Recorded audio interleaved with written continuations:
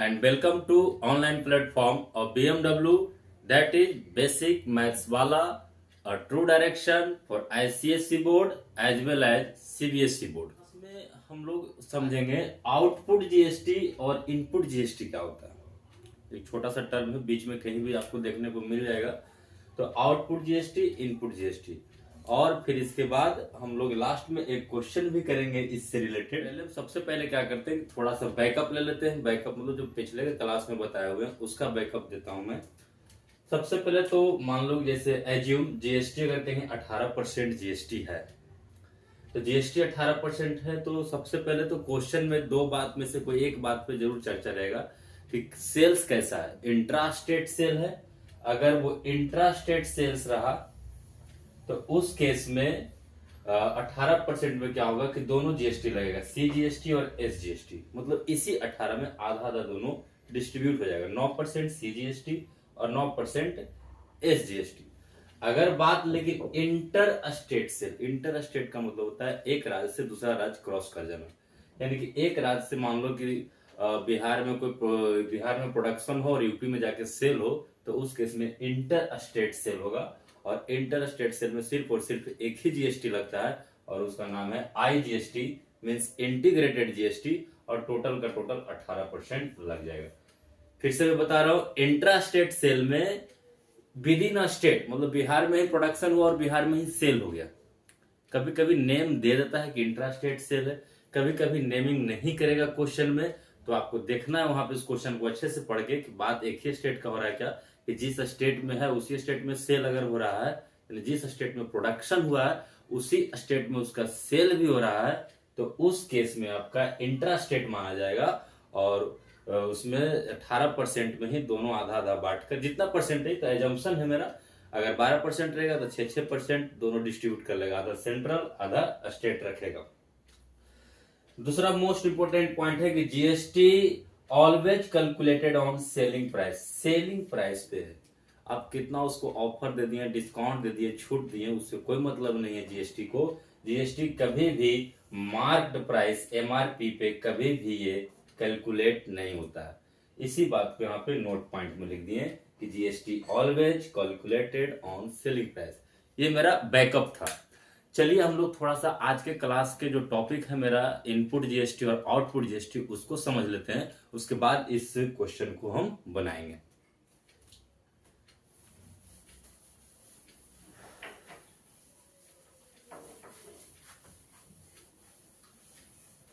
चलिए output GST और input GST को समझने के लिए हम थोड़ा सा एक एनालिसिस करते हैं। एनालिसिस मीन्स मंथन। थोड़ा ध्यान से समझिएगा इस चीज को कि मान लो कि कोई भी एक मैन्युफैक्चरर है, मैन्युफैक्चरर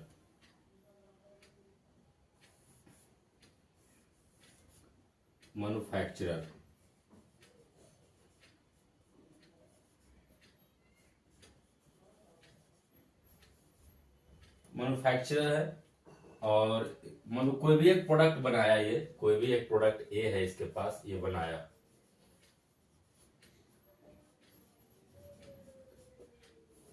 मैन्युफैक्चरर है, कोई एक प्रोडक्ट का नाम है ए, मान लो लक्स साबुन ही बनाया, और ये मैन्युफैक्चरर क्या किया कि सेल किया होलसेलर के पास।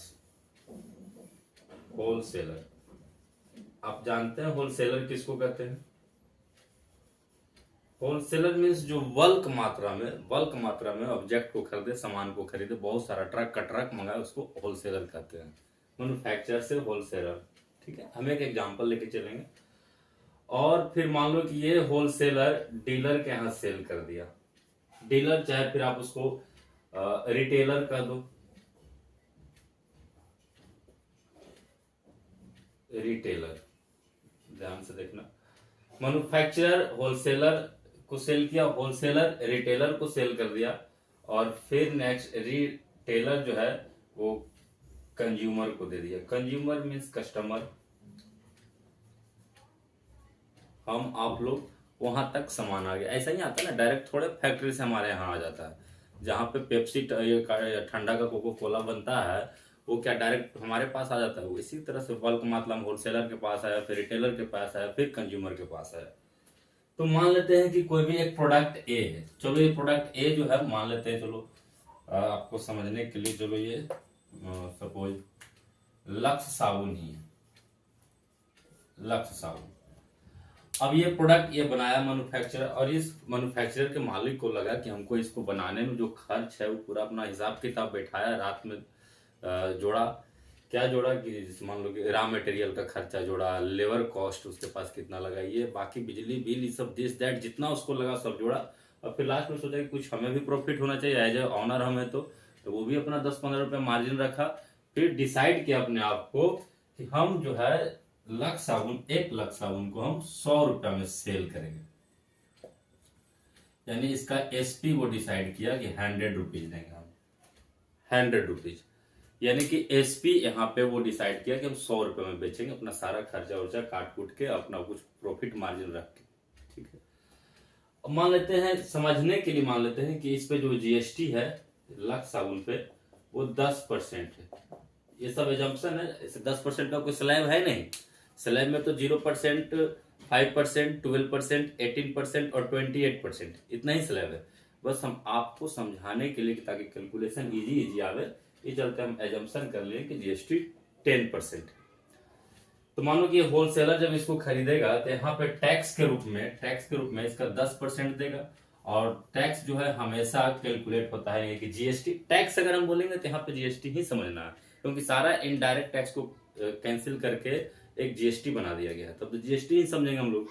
तो टैक्स जो है यहाँ पे 10% देना होगा, और हमेशा भी बताए थे बैकअप में भी जाके कि GST always calculated on selling price. तो 100 रुपए इसका सेलिंग प्राइस है, तो 100 रुपए का 10% आपको पता है कैसे निकालते हैं, ऐसे 100 इंटू 10%, तो 10/100 कीजिएगा, तो ये यानी कि 10 रुपया तो टैक्स आ जाएगा। यानी 1 लाख साबुन खरीदने के लिए होलसेलर को 110 रुपया देना पड़ेगा। ये तो इसका प्राइस फिक्स हो गया 100 रुपया, और 10 रुपया एज ए टैक्स, ये दोनों मिलाकर देना होगा, यानी कि इसको ये 110 रुपया में मिलेगा 1 लाख साबुन होलसेलर को। अब होलसेलर के पास अगर साबुन आया तो वो तो बेचारा ऐसे नहीं कि अब 110 रुपया में ही रिटेलर को दे देगा, ऐसा तो नहीं। तो मान लो कि ये अपना कुछ इसमें प्रॉफिट ऐड किया, उसको लगा कि हम लाए हैं तो हमारा भी कुछ खर्चा उर्चा होगा, होलसेलर को रखने उखने में, सामान को कुछ जगह होगा, लोकेशन उसका रेंट कुछ भी ऐसा, वो तो चलो बात की बात है, वो सीधे अपना भी कुछ प्रॉफिट वो सोचेगा। तो वो सोचा हम 110 में नहीं बेचेंगे, अब इस पे हम अपना 40 रुपया एक्स्ट्रा इसमें ऐड कर देते हैं, यानी कि अब हम जो रिटेलर को देंगे वो 150 रुपया हम देंगे, यानी कि यहाँ के लिए सेलिंग प्राइस जो हो जाएगा 150 रुपीज। होलसेलर से रिटेलर के पास जो आ रहा है वो 150 रुपया। अब यहाँ पे 150 रुपया, तो देखना एक बात एकदम दिमाग में यहाँ पे सेट करके अच्छे से रख लो कि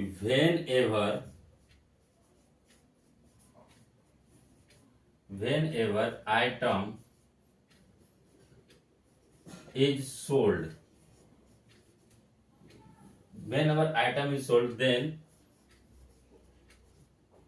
GST will be calculated on it। एक बात एकदम दिमाग में, अच्छा जब भी जितना बार तुम सामान बेचोगे, जहां पे भी बात बेचने का आ जाएगा, सेल करने का आ जाएगा, वहां पे खट से जीएसटी लग जाएगा। फिर यहाँ पे ये बेच रहा है, होलसेलर रिटेलर को बेच रहा है, और टैक्स हमको पता है कि लक्स साबुन पे 10% है, तो कितना हूं बार तुम सेल करो टैक्स उतना ही लगेगा उस आइटम पे, यानी कि 10%, तो फिर 1500 का 10% निकालोगे, आप निकाल लेना, तो 1500 का 10% आपका आएगा 15 रुपया, यानी कि यहाँ पे जो टैक्स आ जाएगा वो 15 रुपया आ जाएगा। यानी कि रिटेलर को जो मिलेगा 150 रुपया तो इसका प्राइस हो गया, अब प्लस में 15 रुपया टैक्स के रूप में देना होगा, यानी कि 165 रुपया में आपको रिटेलर को मिलेगा। रिटेलर को 1 लाख साबुन 165 रुपया में मिलेगा। अब यहाँ पे थोड़ा सा समझना अच्छे से, इस बात को नोट कर लेना, इसको मिटा रहे हैं कि आइटम कभी भी सोल्ड किया जाएगा यानी कि सेल किया जाएगा तो वहां पे जीएसटी कैलकुलेट होगा। अब यहाँ पे अच्छे से समझना आउटपुट जीएसटी और इनपुट जीएसटी। ये आउटपुट जीएसटी और इनपुट जीएसटी का बात तब भी होगा जब बीच वाला का बात होगा। अब ऐसा ही कुछ आगे भी रिटेलर भी कुछ मार्जिन करेगा, मान लो कि इसमें फिर अपना ही 35-40 रुपए बचाएगा और आगे फिर सेल करेगा कंज्यूमर को, इस टाइप से। तो इस टाइप से आगे बढ़ते जाएगा। ये भी मान लो किसी और को बेचना चाहेगा, कंज्यूमर भी मान लो कि ले लिया, उसका मन में लालच आएगा हम भी कुछ बढ़ा के बेच दें, तो बेच सकता है। तो ऐसे जितना बार बेचेगा तो बीच का क्वांटिटी, यानी कि बीच में यहाँ पे बीच में तो सब आ जाएगा, मैन्युफैक्चरर और रिटेलर के बीच में होलसेलर आ जाएगा और होलसेलर और कंज्यूमर के बीच में रिटेलर आ जाएगा। तो बीच वाला का केस में आउटपुट जीएसटी और इनपुट जीएसटी लगता है। अब यहां पे ध्यान से देखना, समझने वाली बात है कि जीएसटी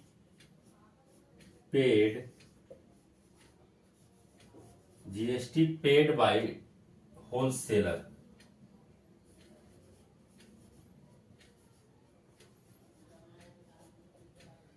अब जीएसटी होलसेलर के द्वारा कितना पेड किया जाएगा। अब यहाँ पे एकदम बहुत इंपॉर्टेंट है, ध्यान से।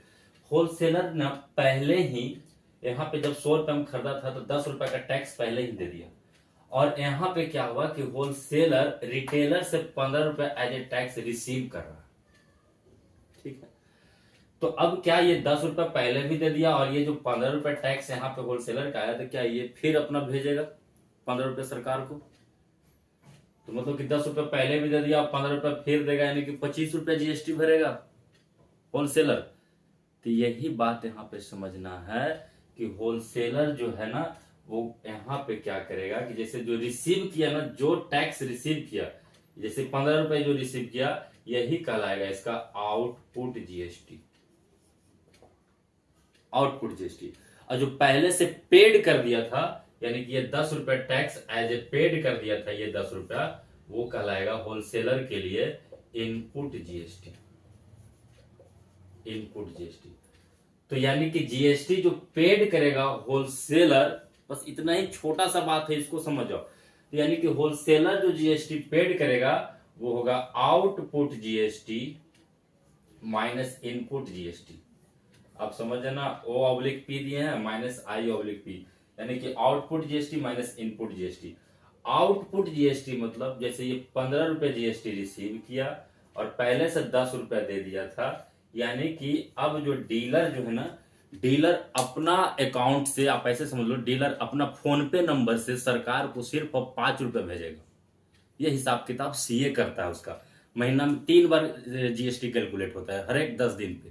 तो यानी कि उस केस पे आपको कैलकुलेट होगा, पहले शो करेगा कि इसी लाख साबुन पे मैंने 10 रुपया पहले तो दे दिया था, अब हमको 15 रुपया आया, तो हम आपका टैक्स नहीं रख रहा है, हम आपका टैक्स 1 रुपया नहीं रखेंगे, 5 रुपया मेरे पास एक्स्ट्रा आया है, अब हम अपना फोन पे नंबर से आपके जीएसटी वाला जो नंबर है उस पर हम पे कर रहे हैं, वो आपका 5 रुपया दे देगा लाख साबुन का। यही होता है आउटपुट जीएसटी और इनपुट जीएसटी। आप ऐसे भी कह सकते हैं आउटपुट जीएसटी मतलब रिसीव्ड जीएसटी। रिसीव्ड जीएसटी, ये मतलब कि जो होलसेलर है वो कितना जीएसटी रिसीव किया, तो रिसीव तो किया 15 रुपया रिटेलर के थ्रू। और इनपुट जीएसटी का मतलब पेड जीएसटी, ये कितना जीएसटी पहले पेड कर चुका था ऑलरेडी, तो 10 रुपए कर दिया तो पेड, मतलब समझ सकते हैं output received GST, input paid GST. अब इसी तरह से आगे किसी भी बीच के एंटिटी का, बीच के क्वांटिटी का अगर आप जीएसटी कितना पेड कर रहा है ये पता लगाना चाहते हैं, तो आपको ऐसे ही निकालना पड़ेगा output GST minus input GST करके।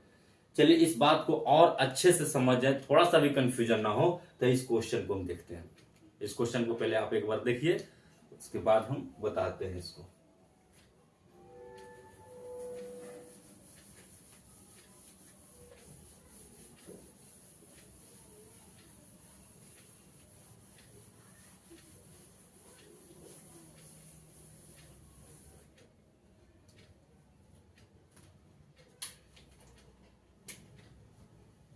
सॉल्यूशन थोड़ा ध्यान से देखोगे, पहले हम एक बार क्वेश्चन को पढ़ लेते हैं कि a manufacturer sells a TV to a dealer. एक मैन्युफैक्चरर है जो डीलर को टीवी सेल कर रहा है 18,000 रुपए में। तो आप भी एग्जाम में भी ना, जैसे हम बॉक्स बना के करते हैं वैसे ही आप एग्जाम में भी करना, एकदम 100% ट्रू आइडिया है, ट्रू तरीका है, ट्रू सॉल्यूशन है। आप उसी से बनाओगे, कहीं कंफ्यूजन नहीं होगा और मार्क्स भी नहीं कटेगा, 100% मार्क्स आएगा। तो क्या है कि एक मैन्युफैक्चरर है, तो आप ऐसे एक मैन्युफैक्चरर के लिए एक बॉक्स बना लेना, MF लिख देते हैं, उतना नहीं लिखते मैन्युफैक्चरर। और ये मैन्युफैक्चरर क्या करता है कि एक टीवी बनाता है और डीलर को सेल करता है।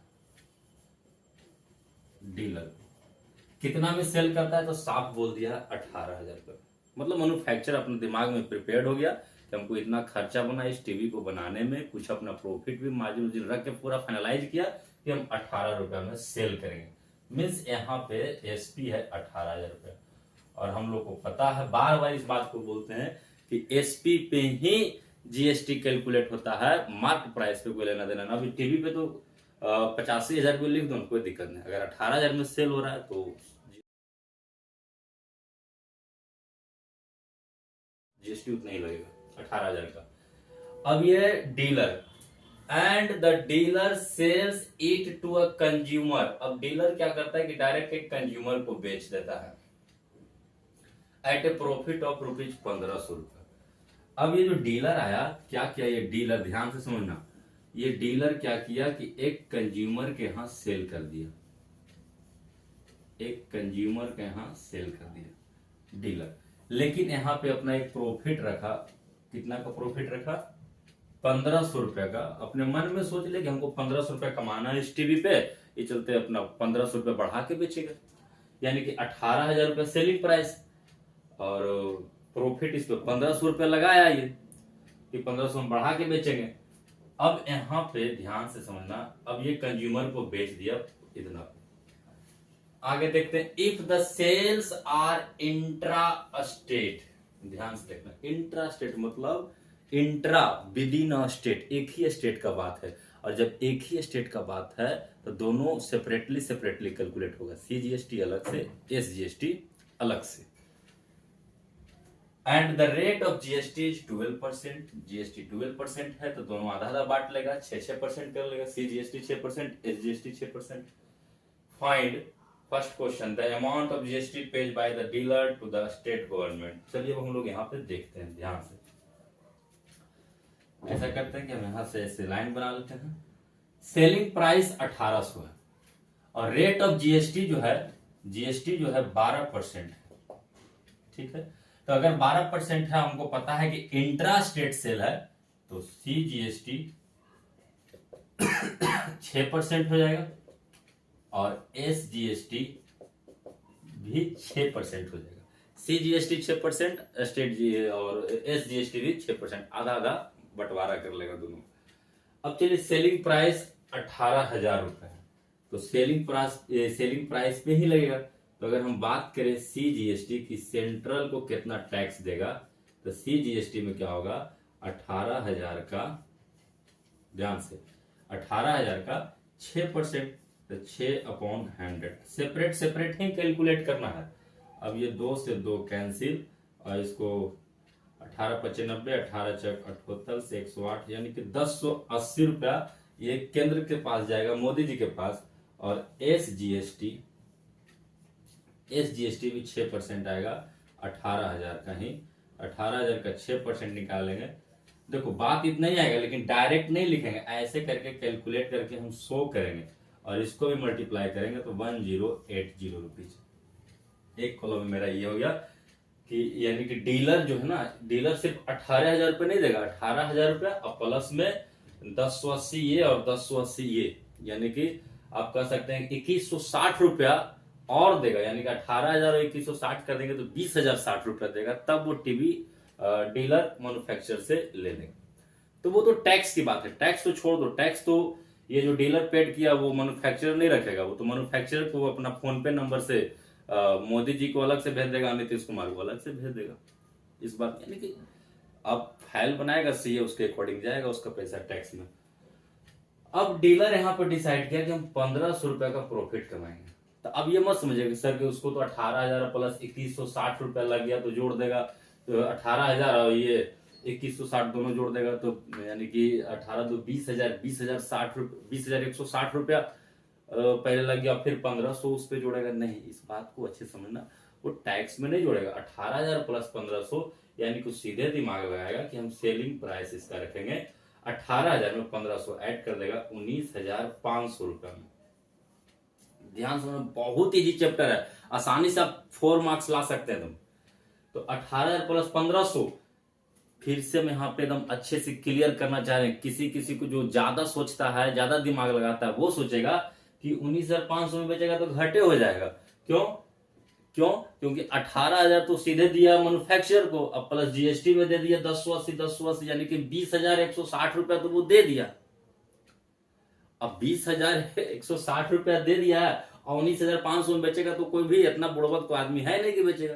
तो भाई ये भी तो जीएसटी लेगा, इस बात को दिमाग में रखना। तो जब भी कहेगा ना कि इतना पैसा ऐड करके बेचा, चाहे इतना प्रॉफिट लगाया, जैसे यहाँ पे बोला ना कि डीलर 1,500 का प्रॉफिट बना के बेचा, तो सीधे आप जितना इसका सेलिंग प्राइस यहां से आया, जीएसटी टैक्स छोड़ देना है, टैक्स को कोई लेना देना, टैक्स के बीच में कोई चोरी कर ही नहीं सकता है, टैक्स सीधे गवर्नमेंट के पास जाएगा।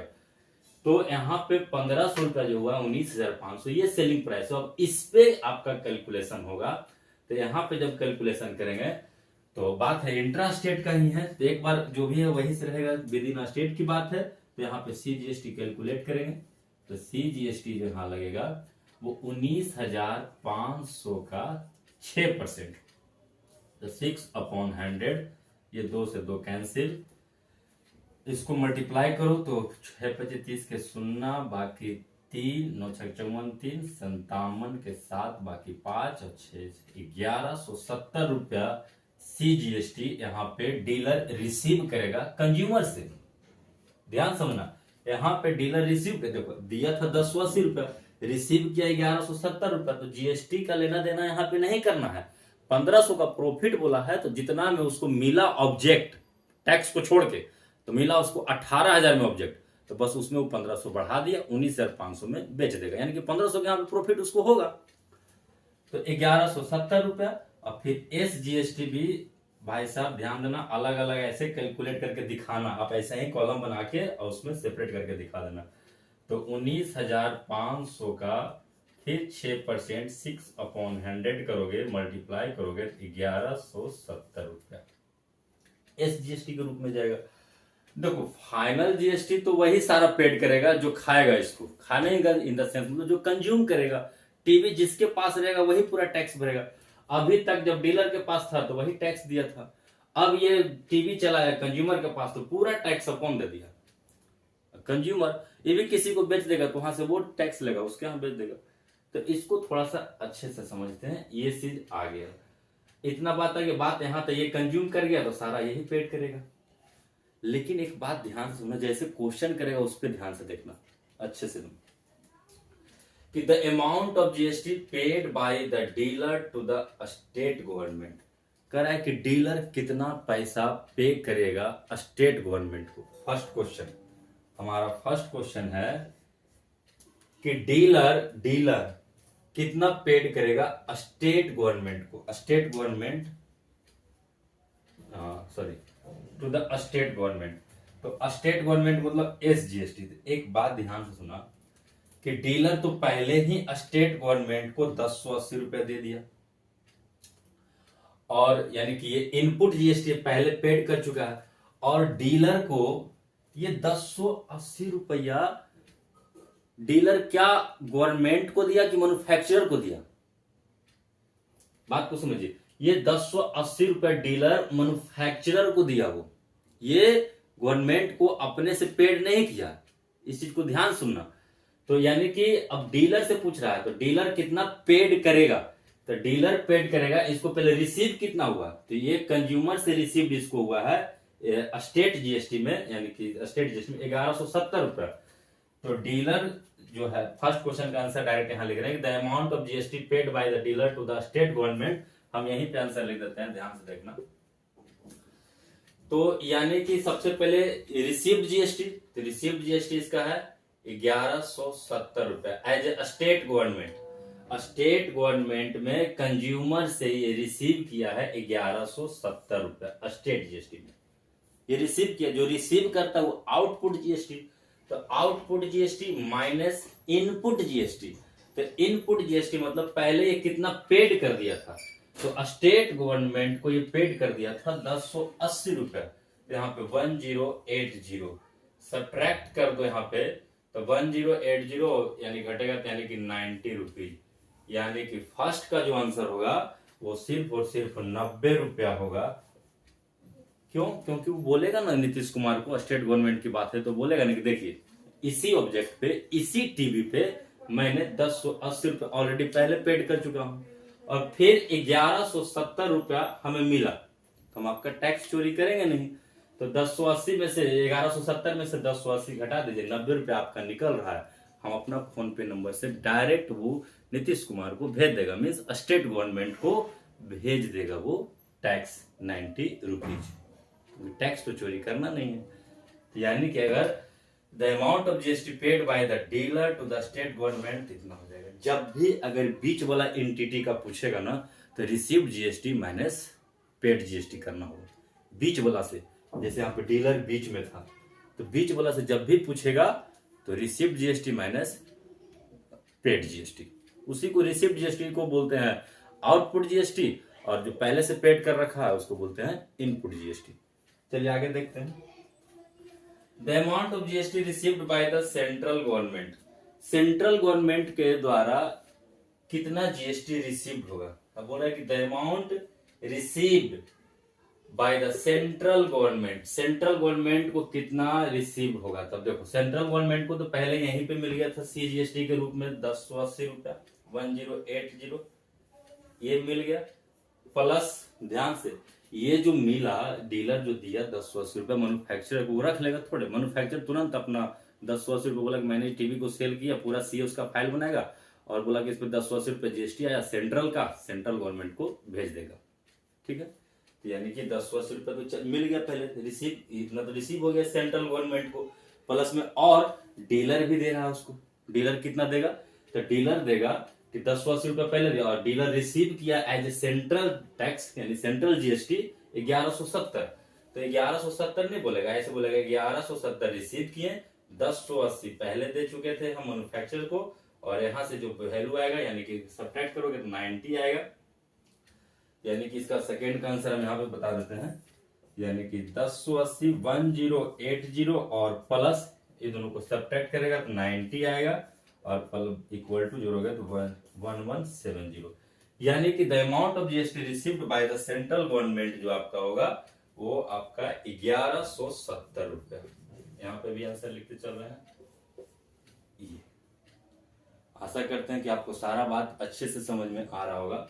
नेक्स्ट आपका है the amount of GST received by the state government, same बात, the amount of GST received by the state government, तो पहले तो स्टेट गवर्नमेंट रिसीव कर लिया ना 1080 रुपया, यहाँ पे मैन्युफैक्चरर पेड कर दिया अपना फोन पे नंबर से, यानी कि यहाँ पे 1080 रुपया आ गया, प्लस डीलर भी भेजेगा स्टेट गवर्नमेंट को पैसा, तो वो भी रिसीव करेगा स्टेट गवर्नमेंट, कितना भेजेगा, तो अभी बता रहे हैं कि 1170 रुपया इसको रिसीव हुआ और पहले से 1080 पेड कर चुका है, इसको माइनस करेगा तो 90 आएगा, 90 फिर जाके ऐड होगा तो 1170। जितना अमाउंट सेंट्रल कलेक्ट करेगा उतना ही अमाउंट स्टेट भी कलेक्ट करेगा, ये ऑलवेज फिक्स है, आधा आधा का बंटवारा करेगा।